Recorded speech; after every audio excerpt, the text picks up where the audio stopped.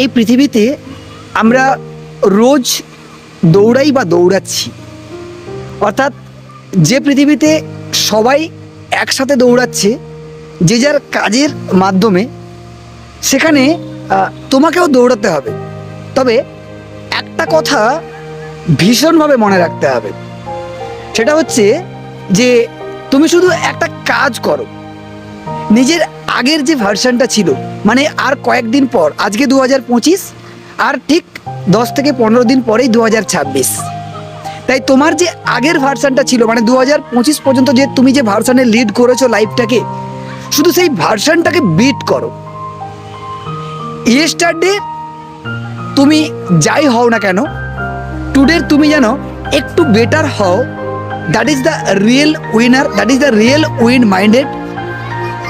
অন্য সবাই noise create করবে, আসলে নিজের গ্রোথটাই তোমার রিয়েল মিউজিক।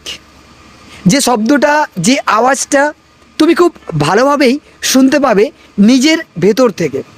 তাই তো বলে কম্পিটিশান অন্যের সাথে নয়, কম্পিটিশান কিংবা প্রতিযোগিতা কেবলমাত্র নিজের সাথে।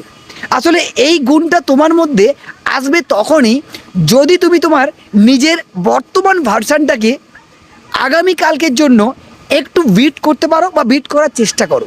তবেই না এই পৃথিবীতে সবার সাথে যে দৌড় প্রতিযোগিতা, তার থেকে তুমি কিছুটা হলে এগিয়ে থাকবে। কি আমি বোঝাতে পারলাম তো? আশা করছি বোঝাতে পেরেছি।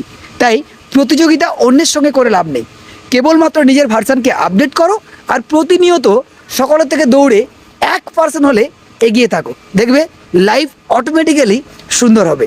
আশা করছি কথাটা তোমার অনেক ভালো লাগবে। Best of luck, have a nice day.